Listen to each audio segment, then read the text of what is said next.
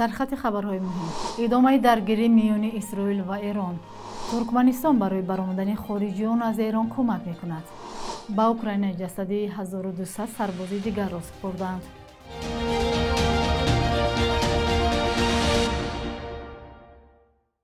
سلام بیننده‌های عزیز، هفته نو رو برایتان شاد باش. میگوییم برنامه نویدی بامدادی رو با آخرین خبرهای تاجیکستان و جهان تقدیم شما میکنیم. امروز دوشنبه 16 ایون است. شام یکشنبه 15 ایون ایران با شهر حیفا در شمال اسرائیل و شهر کریات گات در ناحیه جنوب این کشور با موشک حمله کرد. اینچنین رسانه‌های اسرائیلی خبر دادند که ایران صبح 16 ایون نیز به سوی اسرائیل موشک پرتاب کرده است. با اطلاع وزارت تندرستی اسرائیل از آغاز نزاع با ایران 15 نفر کشته و حدود 400 اسرائیلی زخمی شدند. وزارت بهداشت ایران اخیراً خبر داد که در پی حمله‌های اسرائیل 224 ایرانی کشته و بیش از 1000 کس دیگر زخمی شدند. مقامات ایران ادعا دارند که 90% کشته و زخمیان غیر نظامیان هستند. در همین حال سازمان هومن رایتس اکتیویست این ایران قرارگاهش در آمریکا اعلام کرد که در حمله‌های اسرائیل به ایران زیاده از 400 کس کشته شده است. درگیری میان اسرائیل و ایران وارد چهارمین روز خود شد. رسانه‌های دو کشور خبر دادند که صبح امروز 16 ایون نیز حمله‌های دو طرف ادامه داشت. این نزاع صبح 13 ایون با حمله اسرائیل به خاک ایران آغاز شد. اسرائیل میگوید که این حمله‌ها را با هدف پیشگیری از دستیابی ایران به سلاح هسته‌ای راه اندازی کرده است. ادعایی که ایران همواره آن را رد نموده و گفته است که برنامه هسته‌ایش هدف‌های صلح‌آمیز دارد. وزیر کارهای خارجه ایران میگوید کشورش حمله‌ها به اسرائیل را قطع می‌کند اگر اسرائیلی‌ها نیز حمله به ایران را بس کنند. عباس عراقچی 15 ایون در نشست با حضور نمایندگی‌های دیپلماتی مقیم تهران گفت ایران نمی‌خواهد درگیری با دیگر کشورها نیز سرایت کند. عراقچی افزود کشورش تنها خود را محافظت می‌کند. وزیر کارهای خارجه ایران همچنین ایالات متحده آمریکا را به آن متهم کرد که به حمله‌های اسرائیل مساعدت کرده است. واشنگتن همه گونه دست داشتنش را در درگیری‌های اخیر رد می‌کند. عباس عراقچی گفته است هدف اسرائیل از حمله به ایران خلل‌دار کردن مذاکرات بر سر برنامه هسته‌ای بود. قرار بود دور نوبتی مذاکرات آمریکا و ایران 15 ایون در عمان برگزار شود. بعد حمله اسرائیل تهران از شرکت در این مذاکرات دست کشید. وزیر کارهای خارجه ایران از آمریکا خواست که عملکرد اسرائیل را محکوم کند. عباس عراقچی گفت تهران آماده است درباره نساختن سلاح هسته‌ای به سازش رسد، ولی این توافق نباید ایران را از حق داشتن برنامه هسته‌ای محروم سازد. وزارت کارهای خارجه ترکمنستان خبر داده است که به شهروندان خارجی که از ایران میآیند کمک بشردوستانه میرساند.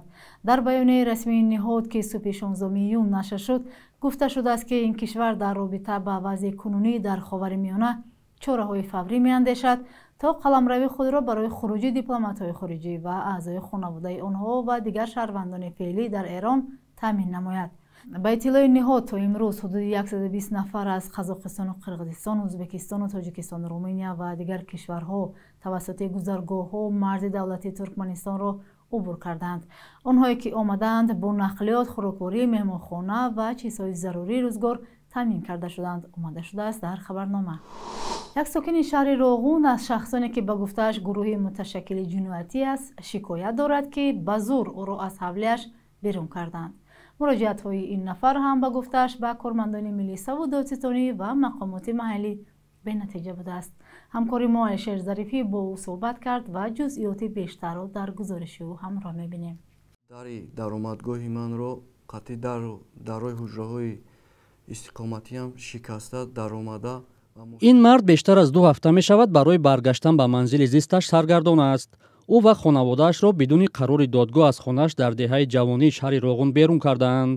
ҳамин рӯзи 28 май ҳамин гурӯҳи 8 нафара омада дари даромадгоҳи манро қатъи дарои ҳуҷраҳои истиқоматиам шикаста даромада ва мошини боркашам ки дар ҳавлинам буд дарҳояш маҳкам буд. чӣ хел кушода ҳамаи анҷомҳои мана дар болои мошини худам бор намуда тела дода ба канори роҳ партофтам. афроде ки ӯро аз манзилаш бароварданд бародарони соҳиби пешини манзил буда чунин даъво доранд ки хоҳарашон бе машварати онҳо хонаи падариро фурӯхтааст. яке аз онҳо ваъда дод ки аз наздик бо радиои озодӣ омада суҳбат мекунад, вале то лаҳзаи таҳияи гузориш наомад. ман дар прокуратураи шаҳри Роғун ва дар милисияи Роғун тариқи хаттӣ муроҷиат намудаам ва то ҳол ягон чора надида истодаанд ва ман ҳамаи ҳуҷҷатҳое ки ҳамун хона ва яй ҳамаш тариқи нотариус ҳаст, ҳамаи ҳуҷҷатҳом ҳаст, лекин ягон чора аз тарафи прокурори Роғун ва милисияи Роғун ягон чора 15 шабонарӯз шудагӣ аст. ҳамаи анҷомҳои ман дар берун аст, бе ягон нигаҳбон, ягон натиҷа надода истодааст. резагул искандарова сокини шаҳри Роғун ки ба нархи 180 000 сомонӣ манзилро ба баҳман фурӯхтааст, даъвои бародаронашро ба соҳибмулкӣ беасос медонад. дар вақте ки даву хона модарам кати зиндагӣ мекардем ҳишка набуд. ино чанд сол пеш биромадагӣ рафтагӣ буданд. баъд модарам хонара дар нои ман гузаронд тариқи ҳамин ҳуҷҷатҳо. 7 сол буд ки хона дар фурӯш буд, харидори хонаам бисёр буд. баъд ҳамин бародар омад хонаи моро харидорӣ кард. 1.5 сол меша ина хонара харидорӣ кардам. баъд ҳамин номадана дар хона ҳамин чанд бор шуд медроям. михел ҳолатҳо мешавад ки таҳдид мекунанд, мисол суханҳои пасту баланд мегӯянд. мегӯяд баъди даргузашти модар дар хона танҳо монда буд ва маҷбур шуд онро фурӯхта назди хоҳараш равад. шартномаи хариду фурӯш, шиносномаи техникӣ ва шаҳодатномаи ба қайдгирии давлатиро дорад. ба ин пурсишаш посухи дақиқ наёфтааст ки чаро мақомот барои ҳалли мушкилаш чораандешӣ намекунанд. ба фикри ман ки инҷа пурахӯрӣ шидагиай кори мара надидестанд. хоҳиш мекунам ки ҳамин кор мабинам. ман мақсад меҳнат кардаги хона харидагиам, документ дар асоси документ харидам, мақсад ягон маҷбурӣ нагирифтам, ягон пинҳонкорӣ накардам. бахтибек сафарзода додситони Роғун дар суҳбати телефонӣ ба радиои озодӣ гуфт аз баҳси ҷонибҳо манфиатдор нест ва таъкид кард ки санҷиши аризаи баҳман дар идораи милисия идома дорад. дар шуъбаи вазорати корҳои дохила дар шаҳри Роғун бидуни шарҳи бештар гуфтанд тарафҳо бояд ба додгоҳ муроҷиат кунанд. лаҳзаҳое ки ин гузориш омода мешуд ба мо хабар доданд ки мақомот ба масъала расидагӣ хоҳад кард агар норозиён аз муроҷиат ба радиои озодӣ даст кашанд.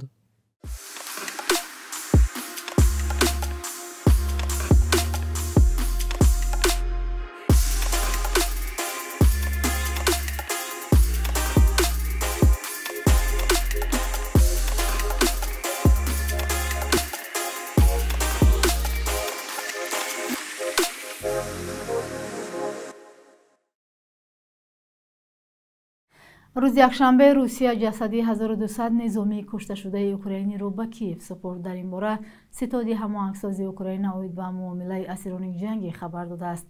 таи як ҳафтаи ахир ҳудуди 4800 ҷасади сарбозони ҳалокшуда ба ҷониби Украина супурда шуд. русия дар рӯзи аввали табодул 27 ҷасадро аз Украина дарёфт кард. дар музокироти рӯзи 2 июн дар Истанбул тавофуқ дар бораи баргардондани ҷасадҳо ҳосил шуда буд. ҷониби русия он замон гуфта буд ки ҷасади 6000 сарбози кушташударо ба Украина месупорад. намояндагони русия омодагии худро барои супурдани онҳо эълон карданд ва қайд карданд ки Украина гӯё ин тартиботро кашол медиҳад. Киев дар посух гуфтааст ки дар созишномаҳо интиқоли ҷасадҳо рӯзи сешанбеи 10 июн оғоз мешавад. русия беш аз 3 сол боз алайҳи Украина меҷангад.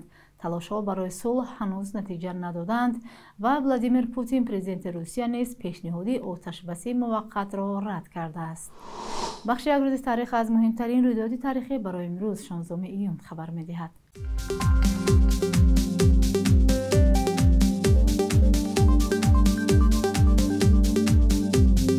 16 июни соли 2004 дар маҷлиси намояндагони Тоҷикистон тарҳи ислоҳшудаи қонуни интихобот қабул шуд. این قانون را اکثر اعضای حزب حاکم خلقی دموکراتی مطابق با معیارهای بین‌المللی نامیدند. ولی به قول کمونیست‌ها و حزب نهضت اسلامی در این قانون دو طلب آنها نادیده گرفته شد، یعنی حضور نمایندگان حزب‌های سیاسی در участкаҳо و دادن پروتکل‌ها به همه حزب‌های سیاسی در وقت جنبست انتخابات. این حالت‌ها مانع حساب و کتاب شفاف و عادلانه رأی‌های نهایی می‌شود. 16 ایون سال 2014 جامعه شناس تاجیک الکساندر صادقов بعد از مصاحبه با یک فعال سیاسی در موضوع ناامنی‌های سال 2012 در شهر خاروخ بازداشت و در جاسوسی ایبدار شد. کمیته دولتی امنیت ملی او را فقط بعد از 36 روز رها کرد. قضیه صادقов را نمونه فشاری افزاینده بالای دانشمندان و محققان در تاجیکستان در سالهای آخر نامیدند. 16 ایون سال 2010 نورسултон Назарбоев در قزاقستان پیشوای ملت نامیده شد. قانون پیشوای ملت نظربایف را رهبری یکمری این کشور کرد. بعد از مقام ریاست جمهوری کنار رفتن او هم سال 2019 نظربایف الباسی یعنی پیشوای ملت تصمیم گیرنده اصلی سیاسی کشور باقی میماند. بانک ملی صبح امروز 1000 روبل روسی را با 126 سومانی، 100 یورو با 1166 سومانی و 100 دلار را 1013 سومانی مقرر کرده است.